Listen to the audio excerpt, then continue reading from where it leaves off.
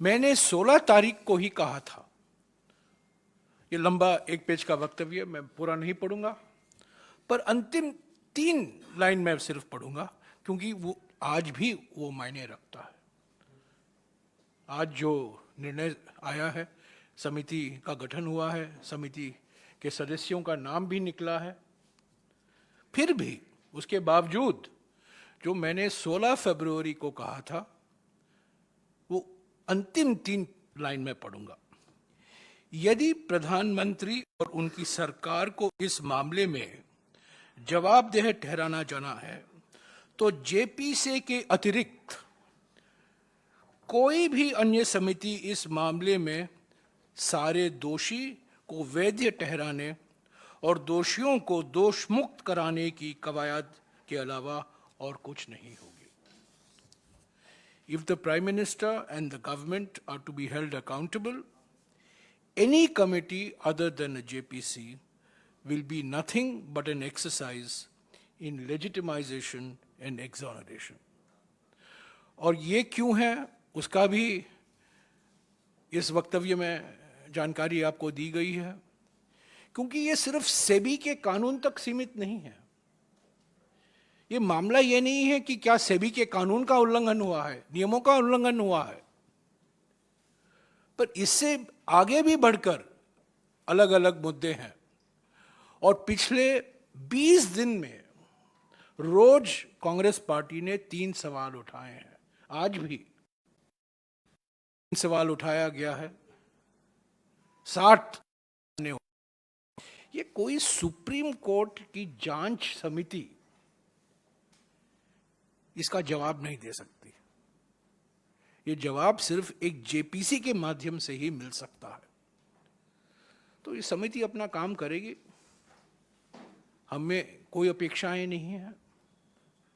यहाँ वहाँ कुछ नियम का उल्लंघन हुआ है, कोई कानून का उल्लंघन हुआ है, पर जो मोटे मुद्दे हैं जो हम रोज उठा रहे हैं, जो सांसद में हमारे नेता राहुल गांधी जी ने उठाया था लोकसभा में, जो एक्सपंज किया गया, जो हमारे नेता मल्लिकार्जुन खड़गे जी राज्यसभा में उठाए थे, जो एक्सपंज कराया गया, उन सवालों का जवाब सिर्फ जेपीसी के माध्यम से ही देश के सामने आ सकता है। क्योंकि ये मामला है, पर वहां तक सीमित नहीं है। असली मामला ये है, राजनीतिक और कॉरपोरेट सांठ-गांठ का मामला है। तो ये सुप्रीम कोर्ट समिति के टर्म्स ऑफ रेफरेंस में नहीं होगा, है ही नहीं। मैंने देखा है 2 महीने के अंदर क्या जांच कर पाएगी सरकार, कितनी जानकारी उनको देगी। सभी लोग सक्षम लोग हैं, बड़े बड़े नाम हैं, उद्योग जगत के नाम हैं, न्यायपालिका के नाम हैं, पर ये मामला ऐसा है, इतना बड़ा फैलाया गया है कि सिर्फ जेपीसी ही इस पर जांच कर सकती है। 8 महीने लगे, 9 महीने लगे, 10 महीने लगे। आपको जानते हैं हर्षद मेहता के मामले में और केतन पारेख के मामले में करीब 1 साल जेपीसी में चर्चा हुई। जो हमने लोकसभा में किया था, राज्यसभा में किया था, और हम रोज करते आ रहे हैं, सवाल उठाते रहे हैं, उठाते रहेंगे। इन सवालों का जवाब सिर्फ जेपीसी के माध्यम से ही जनता के सामने निकल सकता है। ये सुप्रीम कोर्ट की समिति सिर्फ सेबी के कानून तक सीमित है, और मैं समझता हूं किस संदर्भ में यह समिति बिठाई गई है। हमें विश्वास नहीं है कि अडानी मामले में जो हकीकत है, और ख़ास तौर से प्रधानमंत्री और इस पूंजीपति के बीच में क्या विशेष रिश्ता रहा है ताकि इसको इतना फ़ायदा पहुंचाया गया है पिछले 10-12 साल में, उसकी असलियत कभी उभर कर नहीं आएगी अगर जेपीसी का गठन नहीं होगा। चुनाव के बारे में आपके कुछ सवाल होंगे, मैं आपको कह दूं। अच्छा, ख़त्म कर दूं, बाद में सुप्रीम कोर्ट पर पूछ सकते हैं। हमारे लिए ये चुनाव के नतीजे जो आ रहे हैं, उत्साहजनक भी हैं और निराशाजनक भी हैं। हमारा पश्चिम बंगाल में प्रदर्शन बहुत उत्साहजनक रहा है और जैसा कि आप जानते हैं पश्चिम बंगाल की असेंबली में हमारा पहला सदस्य होगा। महाराष्ट्र में 30 साल के बाद आरएसएस बीजेपी के गढ़ में कांग्रेस पार्टी जीती है। मैं समझता हूं ये बहुत सकारात्मक नतीजा है महाराष्ट्र में। तमिलनाडु में हमारे वरिष्ठ नेता बाय इलेक्शन में जीते हैं और जिस मार्जिन से जीते हैं वो बहुत उत्साहजनक है। तो ये उपचुनाव के नतीजे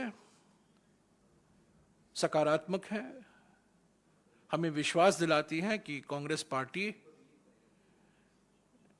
के पक्ष में लोग फिर से देख रहे हैं कि जनादेश उनको मिले। उत्तर पूर्वी राज्यों में त्रिपुरा में हम ये मानकर चल रहे थे कि हमें बहुमत मिलेगा, पर ऐसा नहीं लगता है कि वामपंथी और कांग्रेस पार्टी के बीच के गठबंधन को बहुमत मिलेगा। तो निराशाजनक रहा है त्रिपुरा में। नागालैंड में तो हमें पहले से ही पता था कि तोड़ बोड़ कर बीजेपी सरकार बना लेगी, पर नागालैंड में हम उम्मीद करते हैं, सारे नतीजे नहीं आए हैं, पर नागालैंड में वोट शेयर जरूर बढ़ेगा। मेघालय में पिछले 2018 के चुनाव में हमारे 21 एमएलए थे, सारे के सारे एमएलए भाग गए हमारे पार्टी से। हमारे 60 उम्मीदवार जो इस बार थे, सभी नए उम्मीदवार थे। 60 में से 10 महिलाएं थी, 60 में से औसत आयु 45 साल से कम थी। युवा चेहरा था कांग्रेस का और हम ये मानकर चल रहे थे कि भविष्य के लिए हम कांग्रेस बना रहे हैं मेघालय में, और ऐसा ही हुआ है। सीटें तो हम जीते हैं, सरकार बन पा रही है, और जो पार्टियां ये मानकर चल रही उनका बल बढ़ाएंगे, उनको भी इतनी सफलता नहीं हासिल हुई है जितना वो उम्मीद करते थे। तो उत्तर पूर्वी राज्यों में कांग्रेस का गढ़ रहा है, हमेशा कांग्रेस सरकार बनाती थी, पर कुछ 8-10 सालों से हम देख रहे हैं कि किस तरीके से राजनीतिक बाजार में बीजेपी सरकार बनाने में सफल होती है, वो अभी भी देखने को मिला है। पर हम ये नतीजे को स्वीकारते हैं। संगठन को मजबूत करना है, नए चेहरे को आगे लगाना है, जैसा कि हमने मेघालय में किया है, नागालैंड में भी हमने किया है। नागालैंड में हमारे कई उम्मीदवार 40 साल से कम थे। त्रिपुरा में ये बात सही है, त्रिपुरा में बिल्कुल हम ये मानकर चल रहे थे कि हमें 32-33 सीटें मिल सकता है और हम सरकार बनाने की स्थिति में होंगे, पर वो ऐसा नहीं लगता है। पर आप तो त्रिपुरा की राजनीति भी जानते हैं, हमने कई शिकायतें की हैं इलेक्शन कमीशन को, हिंसा के बारे में, रिगिंग के बारे में, पर उसके बावजूद मैं नतीजे से नहीं भाग रहा हूँ।